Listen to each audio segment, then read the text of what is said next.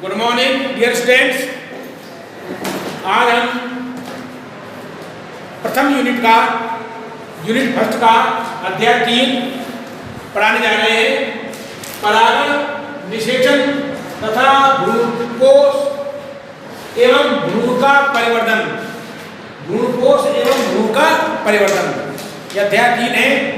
हमने आपको ध्यान देना, नर एवं मादा युग्मकोद्भिद का विकास पढ़ा दिया। उनमें नर एवं मादा युग्मकों का निर्माण भी हो गया। अब मतलब युग्मक जनन हो गया। पुष्पीय पादपों में युग्मक जनन। अब आता है युग्मक स्थानांतरण। दूसरा इसका जो टॉपिक था युग्मक स्थानांतरण। युग्मक स्थानांतरण, गैमीट ट्रांसफॉर्मेशन, युग्मक स्थानांतरण। इसमें क्या होता है, युग्मकों का अपने उत्पत्ति स्थल से संयुग्मन स्थल की ओर जाना क्या कहलाता है, युग्मक स्थानांतरण। युग्मकों का अपने उत्पत्ति स्थल से संयुग्मन स्थल की ओर जाना क्या कहता है, युग्मक स्थानांतरण। तो देखो युग्मकों का निर्माण हो गया। कहां पर हुआ था, नर युग्मक का निर्माण। ध्यान देना, परागकोश में परागकण के रूप में। ध्यान देना, नर जनन क्या होता है, पुंकेसर का जनन संभाग परागकोश के भाग लघु बीजाणु के रूप में विषय होता है परागकण। तो परागकण अंकुरित होता है तो क्या बनता है, नर युग्मकोद्भिद। और नर युग्मकोद्भिद 2 नर युग्मक निर्मित होते हैं। तो आवर्तबीजी पादपों के पुंकेसर के परागकोश में परागकण के रूप में नर युग्मकोद्भिद का निर्माण होता है, जिसमें क्या बनते हैं, नर युग्मक। इसी प्रकार आवर्तबीजी पादपों के जननांग, मादा जननांग जायांग में अंडाशय में बीजांड में किसके रूप में, बीजांड में भ्रूणकोश के रूप में मादा युग्मकोद्भिद का निर्माण होता है। और मादा युग्मकोद्भिद में क्या बनती है, अंडकोशिका मादा युग्मक।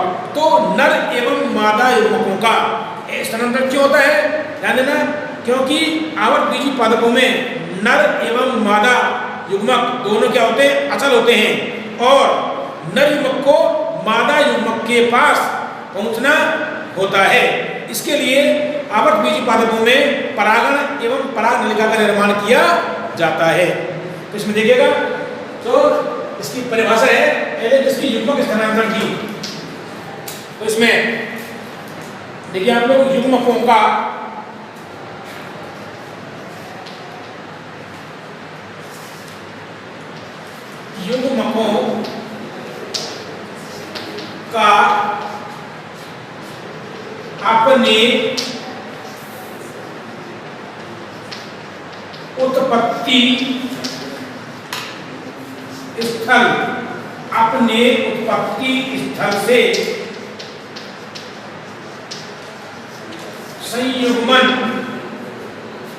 अपने उत्पत्ति स्थल से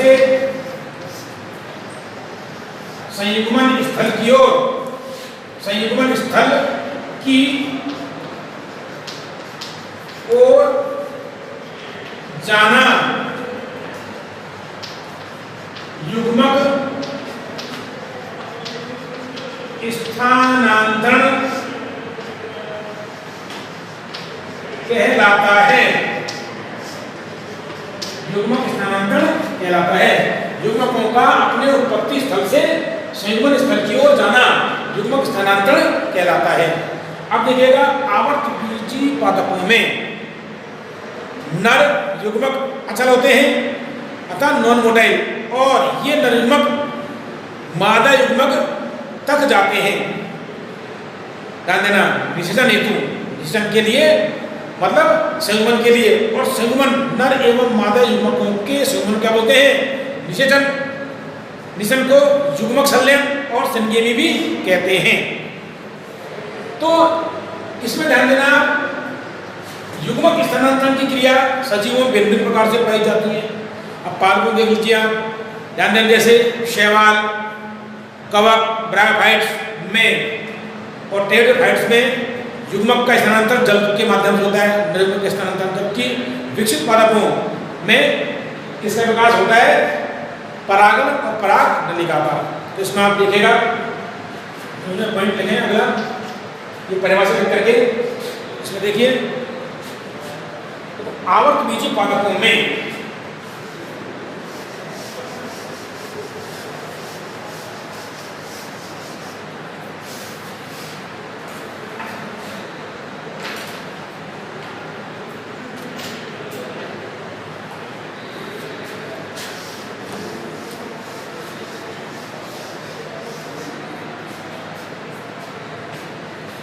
आवर्त बीजी पादपों में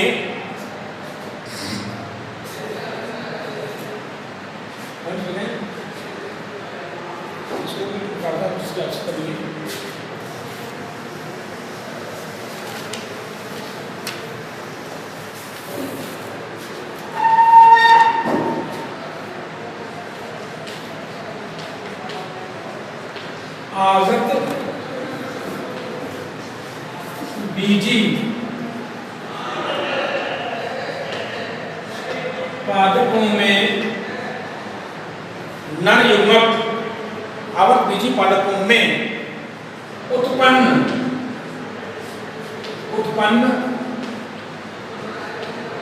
नर युग्मक, आवर्त बीजी पादपों में उत्पन्न नर युग्मक एवं मादा युग्मक, नर युग्मक एवं मादा युग्मक, नर एवं मादा युग्मक दोनों अचल होते हैं। दोनों अचल, नॉन मोटाइल, अचल होते हैं। दोनों क्या होते हैं बेटा? अचल होते हैं। अतः निषेचन,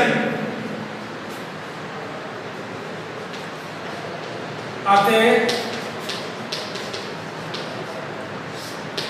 निषेचन हेतु या निषेचन के लिए, निषेचन के लिए नर एवं मादा, नर एवं मादा युग्मकों का मिलना, नर एवं मादा युग्मकों का मिलना आवश्यक होता है। क्या होता है? देखो, आवर्त बीजी पादपों में उत्पन्न नर युग्मक एवं मादा युग्मक दोनों अचल होते हैं। कैसे होते हैं? नॉन मोटाइल, अचल होते हैं। अतः निषेचन के लिए नर एवं मादा युग्मकों का मिलना जरूरी होता है या आवश्यक होता है। इसमें नर युग्मक को ध्यान देना, इसमें नर युग्मक को मादा युग्मक, इसको नर युग्मक को मादा युग्मक के पास पहुंचना होता है। मादा युग्मक के पास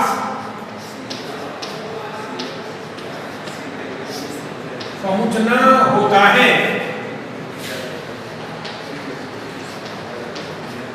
इसमें नर युग्मक को मादा युग्मक के पास पहुंचना होता है।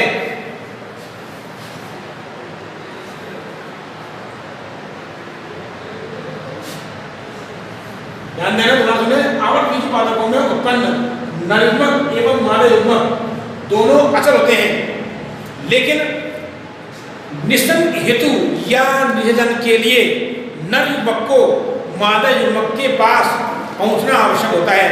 इसके लिए आवृतबीजी पादपों में परागण और परागनलिका का निर्माण किया जाता है। तो आगे देखें, इसके लिए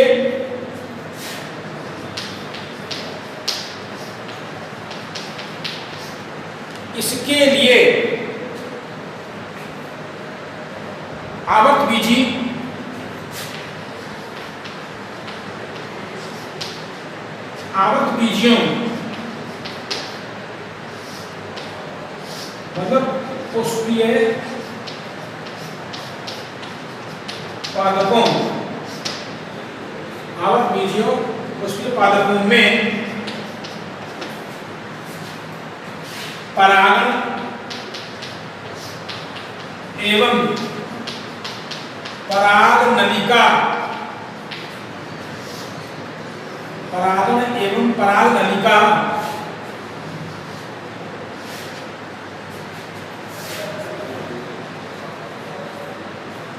परागण एवं परागनलिका का निर्माण किया जाता है। परागण एवं परागनलिका का निर्माण किया जाता है। परागण एवं परागनलिका का निर्माण किया जाता है।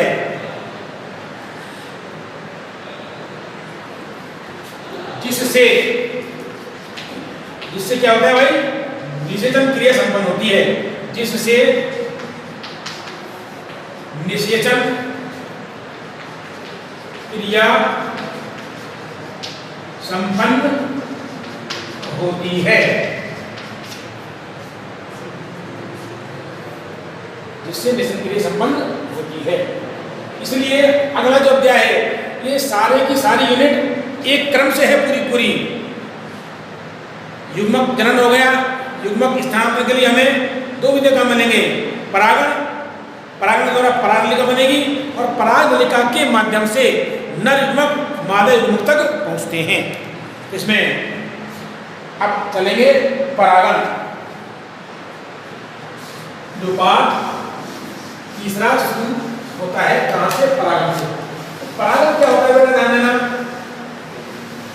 परागकोश, परागकोश क्या होता है, नर जननांग का जननक्षम भाग।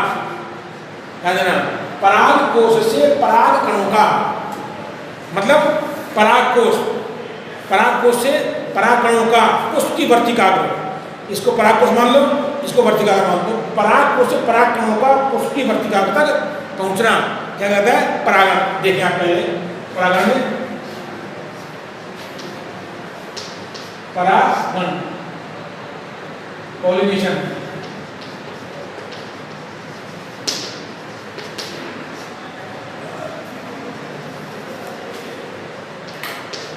परागण किसे कहते हैं, कितने प्रकार से होता है देखिएगा।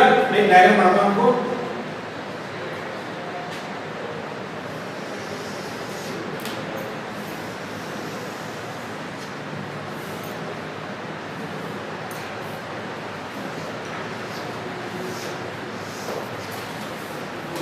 यहां मान लीजिए आप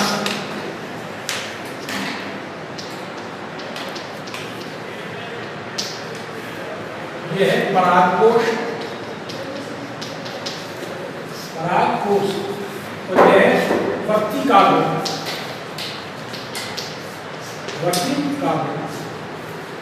परागकोश ये क्या होते हैं, परागकण। तो ये प्रस्तुत होता है, क्या करेंगे, परागकण। तो ये परागकण, ये परागकण कहां पहुंचते हैं, वर्तिकाग्र पर। देखो ध्यान से,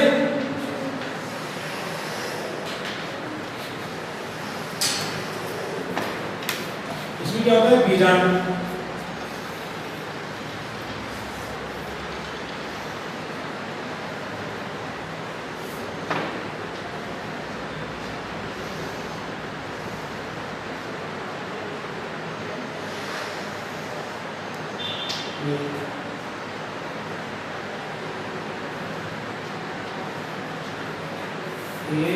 ये मांडव्यत्मक सहायक कोशिका, ये कितने वर्गीय प्रथम कोशिका है। ध्यान देना, ये होता है भ्रूकोश, भ्रूकोश इसको बनाएंगे हम एक समझेंगे। ग्लूकोज ये है बीजाणु, आगे आगे समझा रहा हूं आपको, बीजाणु देंगे और ये अंडाशय। ये भाग कौन सा है? जायन, इसमें कैसा ये अंडक। तो ध्यान देना अंडाशय, अंडाशय में बीजाणु, बीजाणु में ग्लूकोज मतलब मादा युग्मकोद भेद, मादा युग्मकोद भेद। इसमें क्या होता है? ये मादा युग्मक, ये अंड कोशिका, मादा युग्मक मतलब अंड कोशिका, अंड कोशिका। इसमें क्या होता है? परागकण। ये क्या होता है? यहाँ अंकुर होंगे, वर्तिकाग्र पर पहुंचने के लिए क्या होती है? परागण। तो ये हम ये पढ़ रहे हैं परागण, परागण। तो पराग कोश से परागकणों का पुष्प के वर्तिकाग्र तक पहुंचना क्या कहलाता है? परागण कहलाता है। पराग कोश से, पराग कोश में क्या निर्मित होंगे? परागकण, और ये परागकण नर युग्मकोद्भिद की प्रतिनिधित्व करता है, मतलब प्रतिनिधित्व करती है, प्रथम कोशिका होती है। यहाँ पर वर्तिकाग्र है, पोषण प्राप्त करेगा और क्या मिलेगी? पराग नलिका, और कहाँ जाएगी? ये ऐसे अंकुर हो जाते हैं, ये पराग नलिका निकल जाती है। यहाँ खूब पढ़ाएंगे आपको, ध्यान दीजिएगा। इसमें सबसे पहले नर केंद्र, इकाई केंद्र, और ये दो क्या बनते हैं? नर युग्मक, नर युग्मक की बात है। एक बार केवल पराग के बारे में सोचें, पराग कोश से परागकणों का पुष्प के वर्तिकाग्र तक पहुंचना परागण कहलाता है। अब परागण कितने प्रकार से होता है? आप बीज पौधों में दो प्रकार से होता है। एक तो स्वपरागण, सेल्फ पॉलिनेशन, और दूसरा होता है परपरागण, क्रॉस पॉलिनेशन। सेल्फ पॉलिनेशन क्या होता है? जब एक पुष्प के परागकण उसी पुष्प के वर्तिकाग्र तक पहुंचते हैं तो उसे स्वपरागण कहते हैं। अर्थात स्वपरागण में पुष्प अपने ही परागकणों द्वारा परागित होता है, जैसे मटर के अंदर। अब दूसरा है इसका सजातीय पुष्प परागण, दूसरे प्रकार किसका? स्वपरागण का। इसमें आप बताएंगे और कोई परिभाषा इसकी एक बार बता दिया।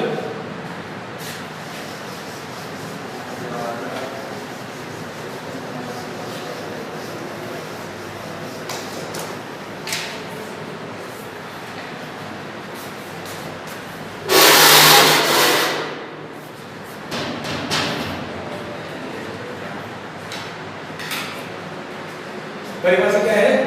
देखिए, परागकोश, परागकोश से पराग कणों का पुष्प के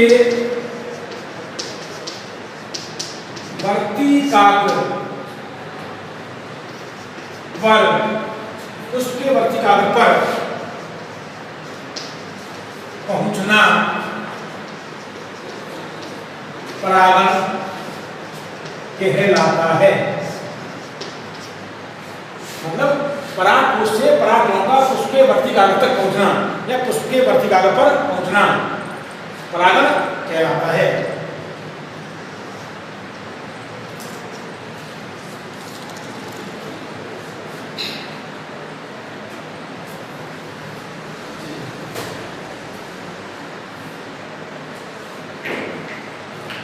अब ये परागण कितने प्रकार का होता है? ध्यान देना, पुष्पों में परागकोश, पुष्पों में परागकोश एवं वर्तिकाग्र की आनुवांशिक समानता एवं असमानता के आधार पर परागण दो प्रकार का होता है। दो प्रकार का होता है, एक होता है स्वपरागण, एक होता है परपरागण। तो देखो ध्यान से, इसका चार्ट फॉलो करेंगे हम। इसमें देखें परागण के प्रकार, परागण के प्रकार देखें, पुष्पों में परागकोश एवं वर्तिकाग्र परागकोश एवं वर्तिकाग्र की आनुवांशिक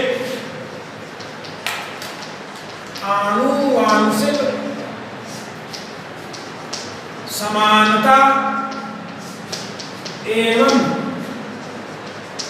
असमानता के आधार पर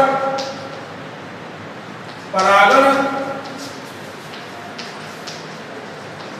निम्नलिखित दो प्रकार का होता है। दो प्रकार का होता है। पहला है स्वयं परागण, सेल्फ पॉलिनेशन।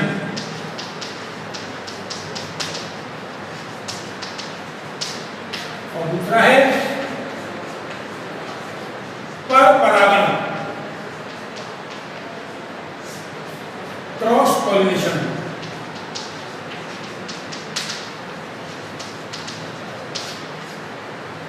देखिए बेटा, परागण के प्रकार पुष्पों में परागकोश, ध्यान देना, परागकोश एवं वर्तिकाग्र की आनुवंशिक समानता एवं असमानता के आधार पर, कहने का मतलब यह है कि जिस परागकोश के परागकण उस पुष्प पर पहुंचते हैं या किसी पुष्प की वर्तिकाग्र तक पहुंचते हैं तो उनमें परागण अंकुरित होगा या नहीं होगा ये डिपेंड करता है।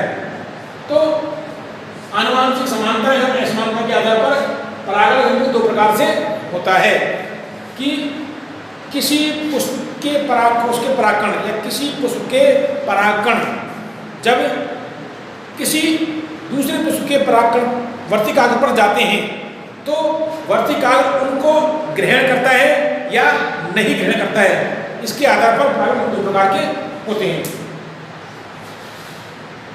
तो आनुवंशिक समानता एवं असमानता के आधार पर एक चार्ट फॉलो करेंगे हम, उसके द्वारा आपको समझना होगा।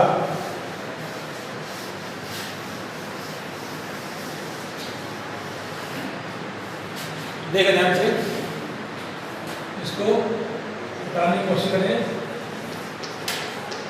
परागण,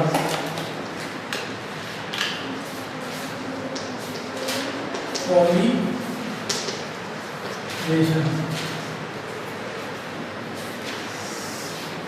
पुष्पों में परागकोश एवं वर्तिकाग्र की असमानता के आधार पर दो प्रकार का होता है। पहला है स्वयं परागण, बोलते हैं सेल्फ पॉलिनेशन, सेल्फ पॉलिनेशन। दूसरा है पर परागण, क्रॉस पॉलिनेशन।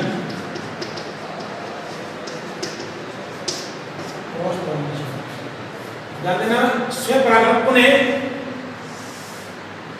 दो प्रकार का होता है। पहला है स्वयं युग्मन या स्वयुग्मन, इसे बोलते हैं ऑटोगेमी। ऑटोगेमी। और दूसरा है सजातीय पुष्पी परागण, सजातीय पुष्पी परागण, गिटानोगेमी, GEITA, गिटानोगेमी, सजातीय पुष्पी परागण। ये भी दो प्रकार से होता है।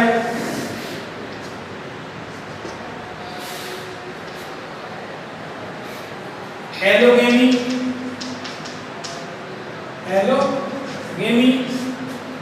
और दूसरा है जीनोगेमी,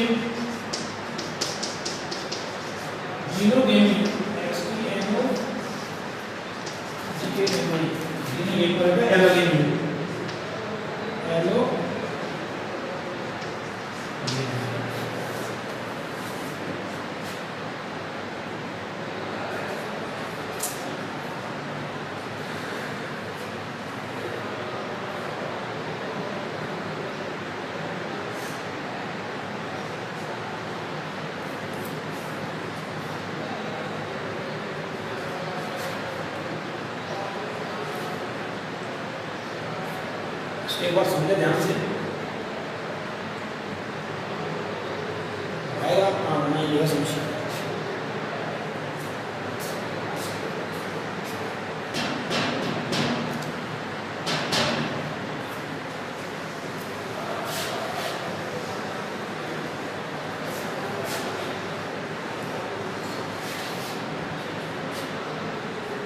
देखिए मेरे पास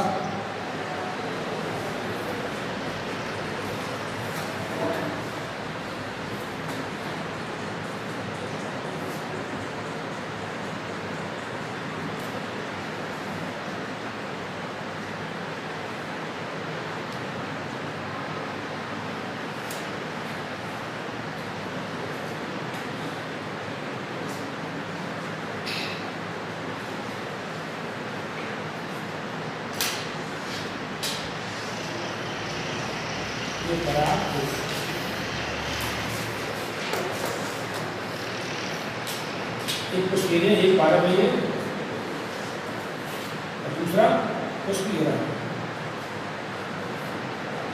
एक ही पारक है।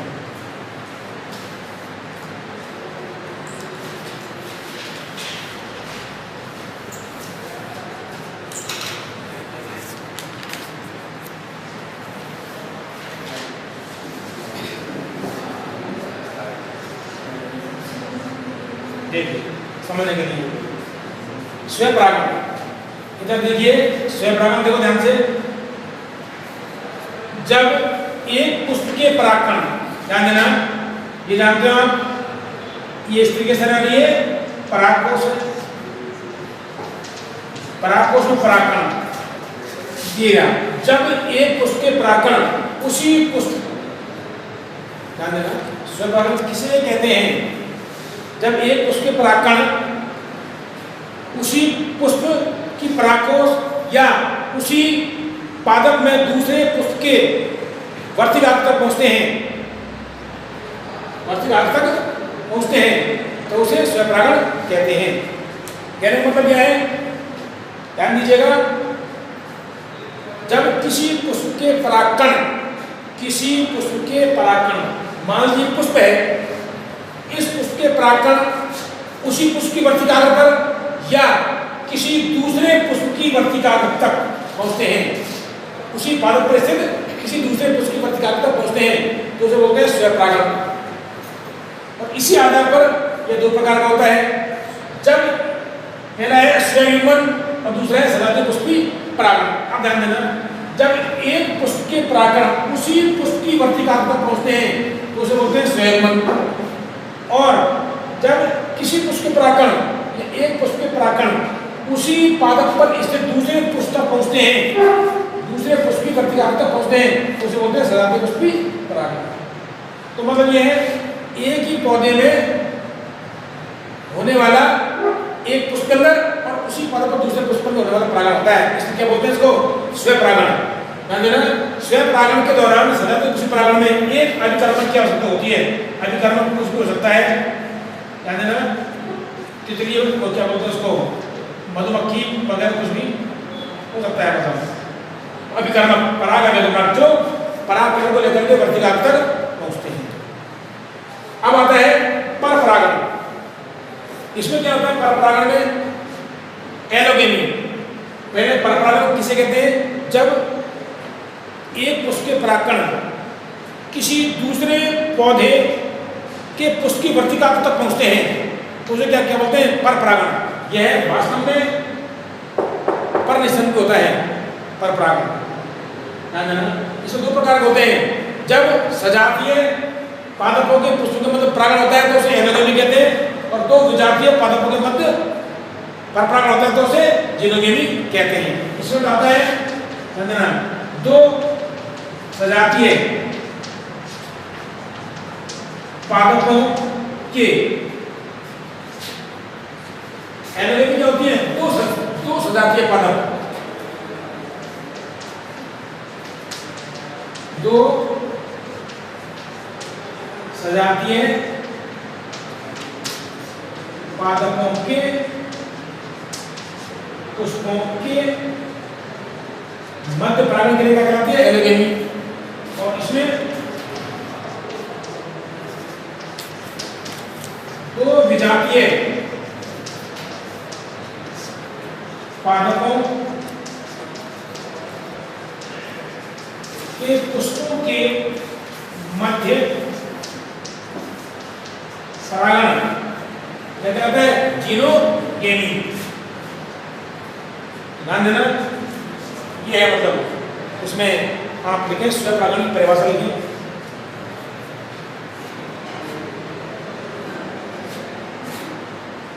यह लिखें स्वयं परागण में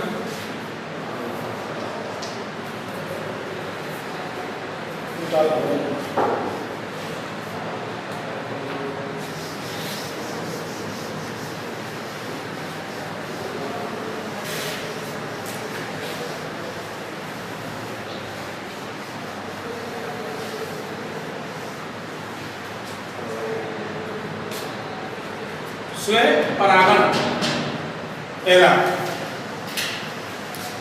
पहला टॉपिक है स्वयं परागण।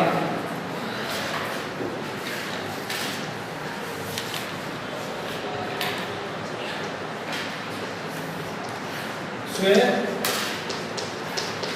परागण, सेल्फ पॉलिनेशन,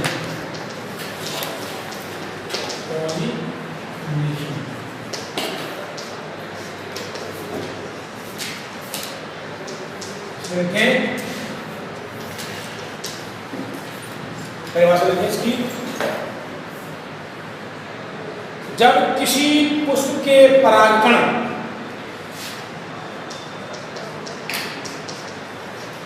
जब किसी पुष्प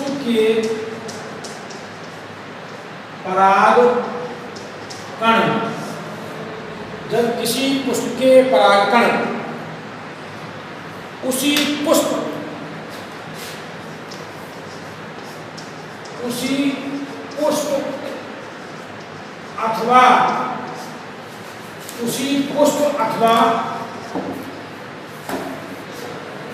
अथवा उसी पादप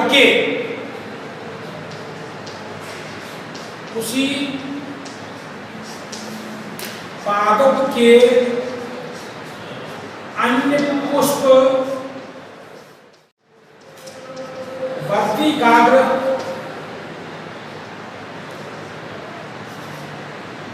पर पहुंचते हैं तो उसे स्वयं परागण कहते हैं। ध्यान देना, जब किसी पुष्प के परागकण, कोई भी पुष्प है, पुष्प पादप पर होते हैं, एक पादप मान लिया, एक पादप पर अनेक पुष्प आ सकते हैं। तो जब किसी पुष्प के परागकण उसी पुष्प या तो उसी पुष्प पर पहुंचेंगे, ध्यान देना, अगर यहीं से प्रकार करें तो उसी पुष्प पर पहुंचेंगे तो स्वयं, तो दूसरे पुष्प पर पहुंचेंगे तो सजातीय पुष्प परागण। यही परिवर्तन होती है, तो प्रकार ही चुके हुए हैं। तो जब किसी पुष्प के परागकण उसी पुष्प अथवा उसी पादप के अन्य पुष्प की वर्तिकाग्र पर पहुंचते हैं तो उसे स्वयं परागण कहते हैं। एक बार इसको दोबारा देखें आप लोग।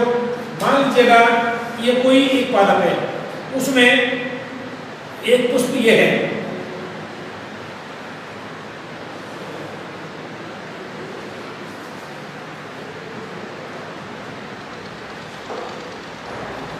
इसकी वर्तिकाग्र है और ये पुष्पासन जो जिस जगह होता है,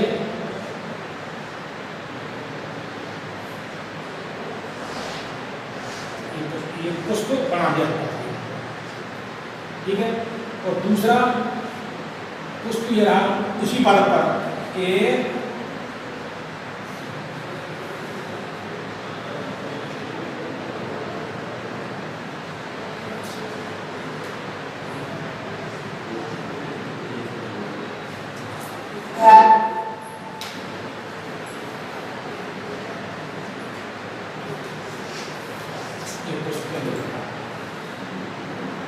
ये परागकोश,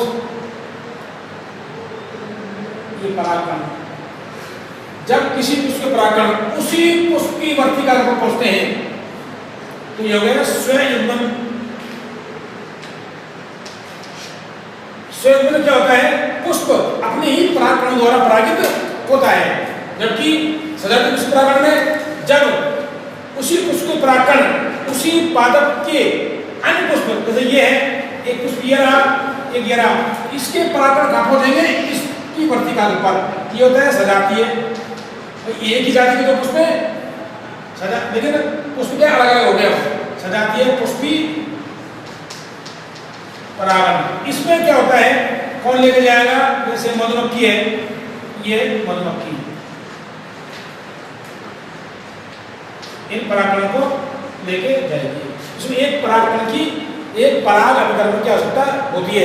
तो ये क्या होता है? वैसे पर परागण होता है, ये क्रियात्मक रूप से पर परागण होता है, आनुवांशिक रूप में नहीं होता। आनुवांशिक विषय में क्रियात्मक रूप से पर परागण होता है। तो इसी आधार पर स्वयं परागण दो प्रकार होता है। तो आप देखें इसमें जब किसी पुष्प के परागकण उसी पुष्प अथवा उसी पादप के अन्य पुष्प की वर्तिका पर पहुंचते हैं तो उसे स्वयं परागण कहते हैं। देखो स्वयं परागण निम्नलिखित दो प्रकार से होता है। स्वयं परागण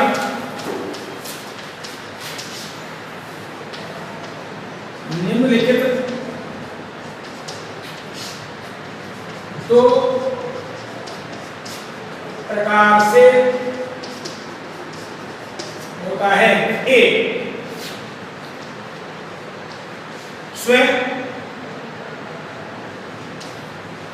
युग्मन, ऑटोगेमी, ऑटोगेमी। इसमें लिखे हैं जब किसी पुष्प के परागकण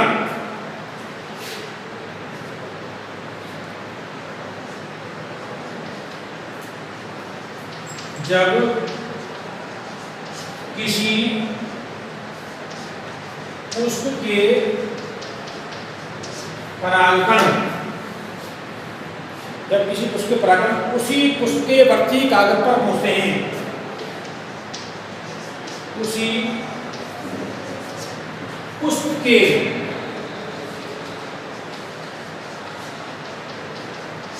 वर्ती कागज पर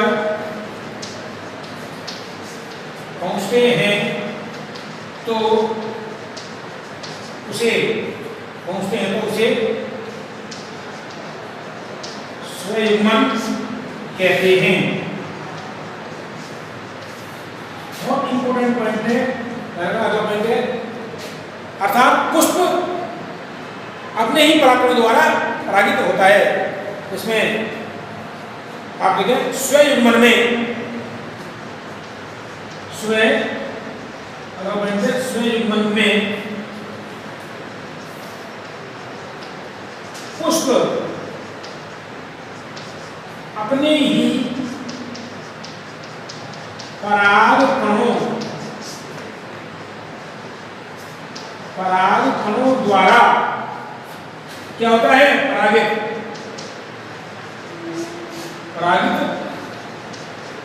होता है। जैसे मटर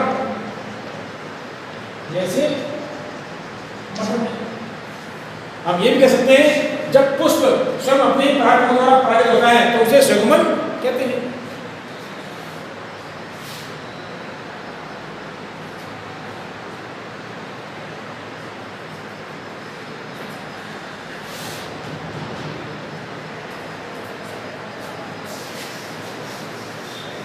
स्वयं परागण का दूसरा प्रकार है सजातीय पुष्पी परागण।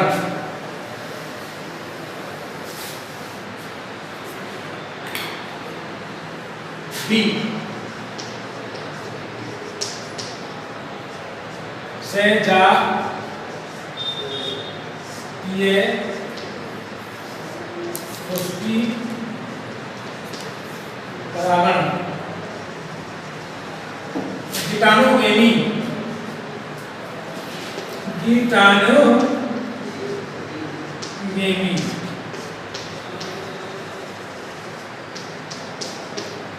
इसमें क्या होता है, स्वयं परागण की इस प्रक्रिया में जब किसी पुष्प के परागकण उसी पादप पर स्थित अन्य पुष्प के वर्ती राग पर पहुंचते हैं तो उसे सजातीय पुष्टि परागण कहते हैं। इसमें देखिए स्वयं परागण की इस प्रक्रिया में स्वयं परागण की इस प्रक्रिया में जब किसी पुष्प के परागकण जब किसी पुष्प के परागकण स्वयं परागण की इस प्रक्रिया में जब किसी पुष्प के परागकण उसी पादप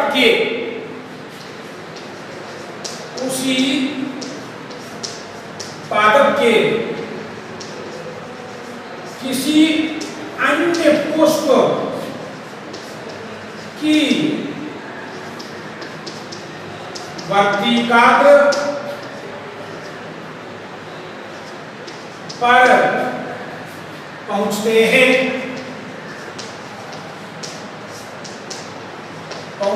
तो उसे सजातीय पुष्पी परागण कहते हैं। ऐसा किसमें होता है, मक्का, जैसे मक्का पादप, जैसे मक्का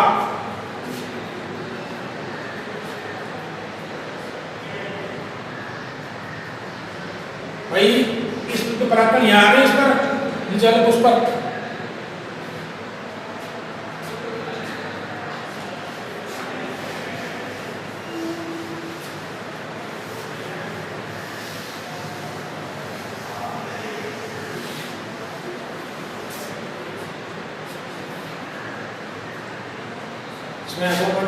सजातीय पुष्टि परागण है। सजातीय पुष्टि परागण में एक पराग अभिकर्मक भाग लेता है। तो पराग अभिकर्मक क्या होते हैं, परागण करता जो परागकणों को एक पुष्प से दूसरे पुष्प तक पहुंचाते हैं। ये जैविक और अजैविक दो प्रकार होते हैं। अजैविक कौन कौन से, वायु और जल। जैविकों में कीट पतंगे जंतु पक्षी आदि होते हैं। तो सजातीय पुष्टि परागण में एक पराग अभिकर्मक भाग लेता है। यह है क्रियात्मक रूप से कौन सा सजातीय पुष्टि परागण, यह है क्रियात्मक रूप से पर परागण होता है। क्योंकि क्रिया कौन कर रहा है, पराग अभिकर्मक। आनुवंशिक रूप से नहीं है, आनुवंशिक पादप के शेर में भाई एक पादप पर दूसरे पुष्प पर हो रहा है। ये हो गया आपका कौन सा, स्वयं परागण। अब आता है दूसरे प्रकार है पर परागण। ध्यान देना,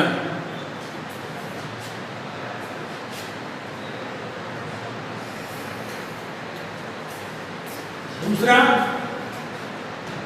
परागण प्रकार है पर परागण।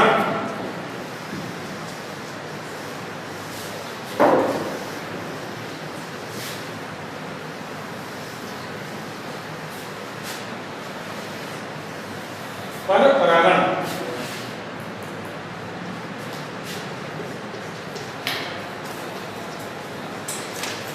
पर परागण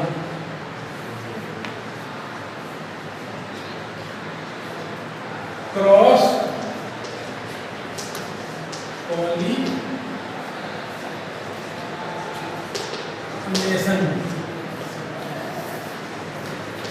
पर परागण। क्या होता है ये ध्यान देना, जब किसी पुष्प के परागकण किसी अन्य पादप के परागकण किसी अन्य पादप के पुष्प के वर्ती काग तक पहुंचते हैं, पुष्प के वर्ती काग तक पहुंचते हैं तो उसे परपरागण कहते हैं। इसमें तो जब किसी पुष्प के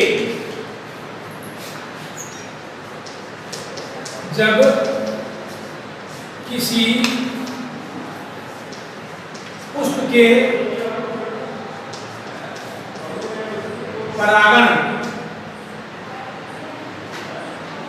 जब किसी पुष्प के परागकण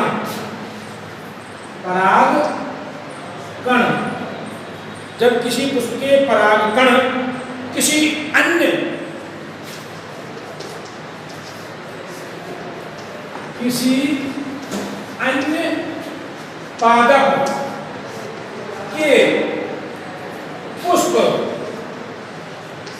अन्य पादप के पुष्प के वर्ती काग पर पहुंचते हैं, मतलब स्थानांतरित होते हैं या पहुंचते हैं तो उसे परपरागण कहते हैं। तो उसे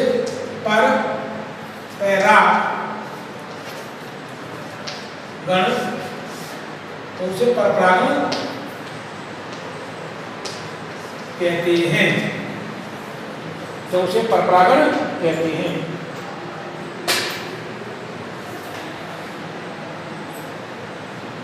जब किसी पुष्प के परागकण किसी अन्य पुष्प या दूसरे पुष्प के वर्ती काग्र पर स्थानांतरित होते हैं, जैसे एक पुष्प है, एक पादप पुष्प है, दूसरे पादप पुष्प है, तो इसके परागकण इस पर पहुंचते हैं तो क्या कहलाते हैं? वो परपरागण कहलाते हैं। अगर पढ़ लेंगे इसमें यह दो पादपों के पुष्पों के मध्य दो पादपों, वो पादप सजातीय हो सकते हैं या विजातीय हो सकते हैं। जब दो पादपों के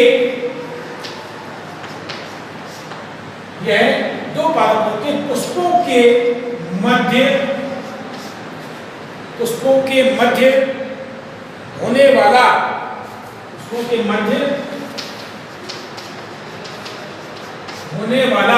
परागण होता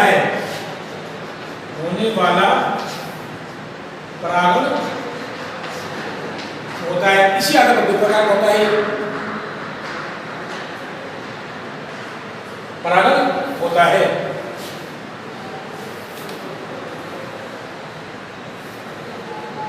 अगर देखो अर्थात इसमें एक ही जाति के समान है, अर्थात एक जाति के दो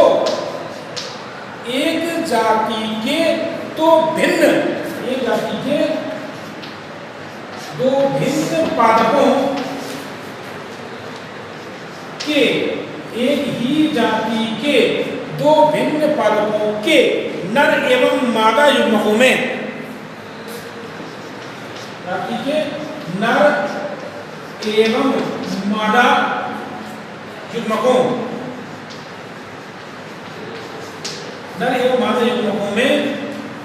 क्या होता है? निषेचन। नर एवं मादा युग्मकों में निषेचन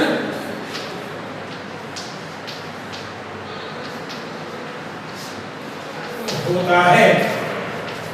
मतलब एक ही जाति के पादप है, जैसे अमरूद हो गया, एक पादप एक जाति के,